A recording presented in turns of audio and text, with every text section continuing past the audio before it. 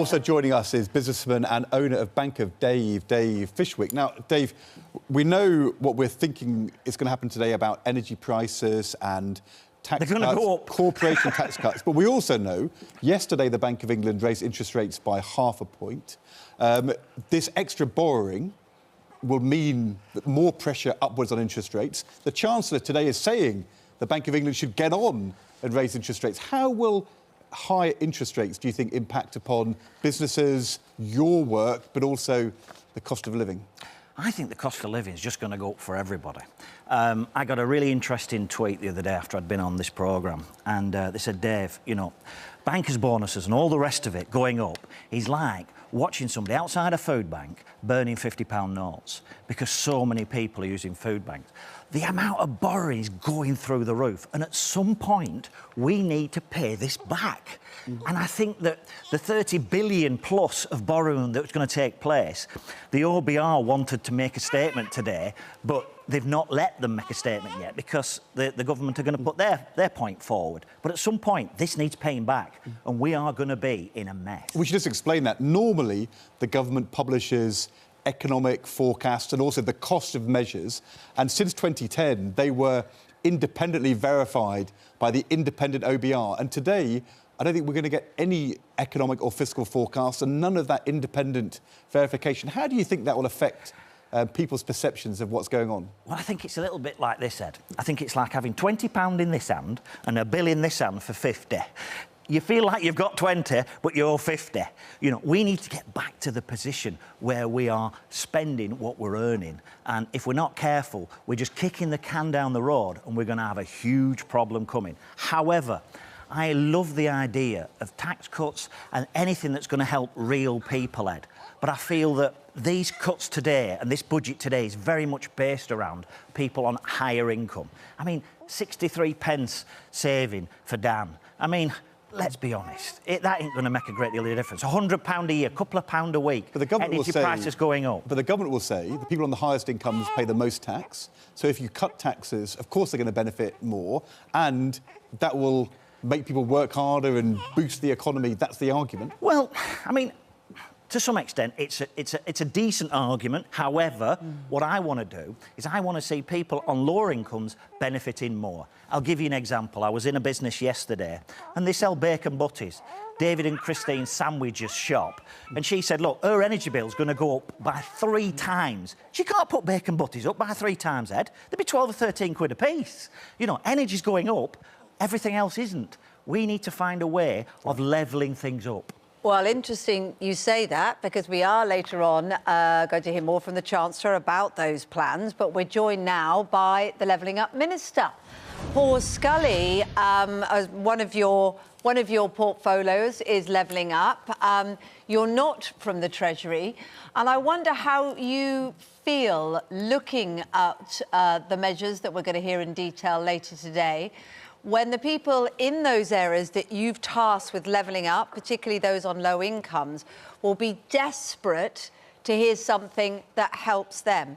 Is there going to be a single tax announcement made today that benefits the lower earner more than the higher earner? Well, morning to you, Kate. And I think what you've got to look at is the whole suite of measures that the Chancellor announces, and I can't preempt what he's going to announce. But look, before I had this role, I was the minister in charge of the National Living Wage, which we've given the biggest cash increase over the last year that kicked in April. And a lot of the people at that level of pay don't pay tax. And so clearly there are direct interventions that we are making, that we will continue to make, and that we will no doubt add to as we flex to what's actually happening on the ground. But there are a number of other measures that you'll see.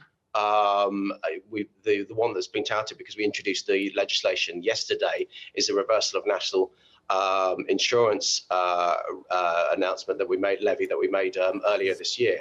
That's going to benefit when you keep the thresholds that were also increased earlier this year. About 30 million households, nearly 30 million people, about £500 over the next year. So that's one measure, but then look at everything else. So the issue, Mr. Scully, is that you are the Levelling Up Minister. just take those two measures, the corporation tax rise not going ahead and then the national insurance rise not going ahead. Both of those were Liz Truss commitments. So we know they're happening today. They will disproportionately benefit companies and higher income earners in the south and southeast of the country. So how can you, as the Levelling Up Minister, be happy with the biggest tax measures benefiting people on the highest incomes in the south of the country?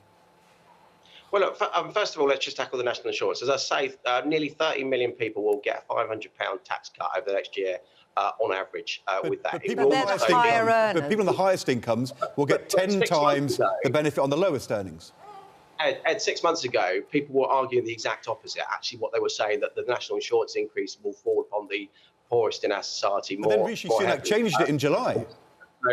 So they're never held accountable for that. But corporation tax is an interesting one, because what we're also doing, as well as the immediate support for people, is we need to promote growth, because we need to grow our way out of the situation that we're in at the moment. And what corporation tax reversal does is that it encourages investment. It encourages people to look at the UK as a medium to long-term bet that they can actually come in, and instead of going to Ireland, instead of where they've got incredibly low corporation tax, instead of going to America or Europe, they will come to the UK to base their investments. That's what we want to do, which will help stimulate growth, which will help increase the tax that take from the Treasury, which goes back into our vital public services. Can I ask you about the government's economic strategy? Because we know today there's going to be hugely expensive measures which the Chancellor is going to announce. In 2019, in your manifesto,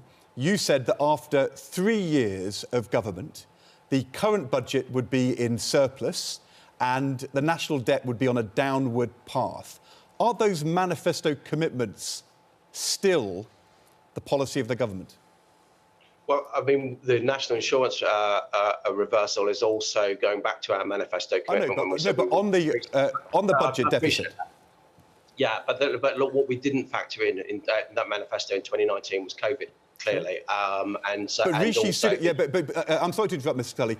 In the budget this spring, after the pandemic, the Chancellor Sunak reaffirmed a commitment to the budget coming back into surplus and national debt on a downward path. And the Institute for Fiscal Studies say that paying for the measures today will mean the budget will be in deficit year after year and national debt will be on a rising path, on an unsustainable path. So does this mean that you have dropped your 2019 manifesto commitments to sound finance?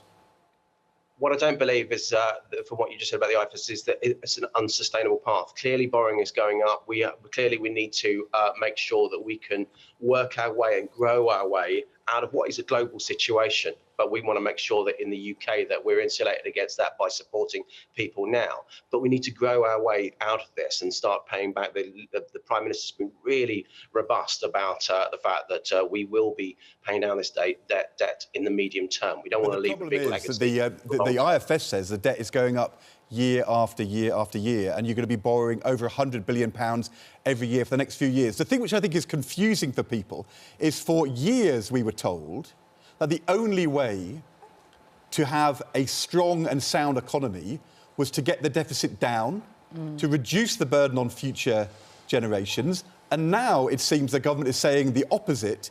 It's only if we borrow more money to pay for tax cuts that we can make the economy grow. And can you understand why people find that a bit confusing? Yeah, I think what we're finding at the moment, Ed, is that we are in an unusual situation where a typically inflationary event, for example, would be when the economy is overheating, and then you bring in measures to actually dampen that down. What we're finding, we've got high inflation because of a stagnant labour market, because of global supply pressures, and because of the energy prices. But but we've also got an economy that needs stimulating, and so we've got to tackle both of these things at the same time.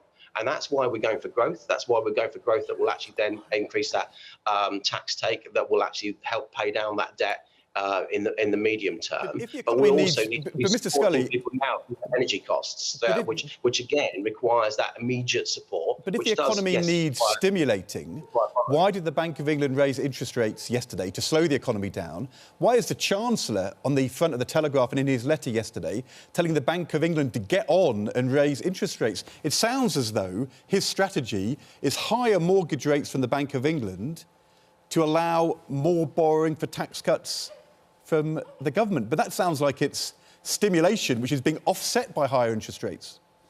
Well, the Bank of England has one lever, basically, to pull to get back to their target, and that is interest rates. But what you'll find as well is that the moves that we made around energy price, capping energy prices, is a deflationary measure in itself. And so that's why you need to look at what the Chancellor is going to say later in its entirety.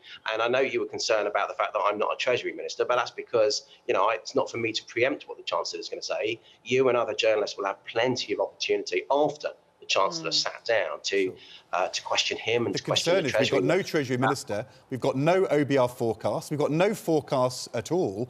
All we've got is you telling us that everything which has been said for the last 12 years is wrong, and actually more borrowing is good for the economy. No, but look, Ed, first of all, you know from the past that Treasury Ministers always come in and explain themselves after they've sat down, after they've made that announcement. That'll be the case. But in terms of the OBR forecast, there's clearly 17 days into Liz Truss's premiership. There's, you know, the OBR said themselves, there's no way they'll be able to do that. Do you think more borrowing is good for the economy? But they will be. But the OBR will be doing a full analysis over the... Do you think more borrowing is good for the economy at the moment? I think we are where we are. We have to... No, but is it good for the economy at the moment? It's good for people. It's good for people in this country. Many of you've had on, just earlier on, I saw at the end of your conversations with people struggling with their energy prices. Yeah. And we've got to tackle that. We absolutely have to tackle that, especially for those that are not paying tax. So we can't do anything. We have no levers to pull in terms of their tax take. We have to give them direct support. Yeah, and if the tax cuts are better for higher earners, there has to be something there. Can I just ask you, you've seen the detail. It feels like a gamble to us. You highlighted Liz Truss is only 70 days into her premiership. Are you absolutely confident that this will work? Well, I haven't seen the detail. I'm not a Treasury Minister, so that you will see what the Chancellor announces later on. Are you confident? Are you confident that this is the right thing to do? It's the only thing to do. What we've seen over the last few months, this has been well... Mr Scully, you backed Rishi Sunak, and he did the opposite to this. Well, I backed Liz Truss in the leadership campaign because I believe that actually that drive for growth is really, really important. Having come from the Department for Business prior to this role, having run small businesses for 25 years before I was elected, entrepreneurship and that entrepreneur... Sure. But when he was Chancellor, you were backing Rishi Sunak doing the opposite of this. Yeah, I back the government of the day, but I look at the facts as they are now, and a lot has changed over the last few months, over the summer, in terms of the pressures on energy prices, on the pressures of the people that you've been interviewing prior to me, and that's the support, the direct support, like we did in COVID, when we looked at what's going on in the ground and flexed accordingly. All right. Well, good to speak to you this morning, Mr. Scully. Always good to have you on the show.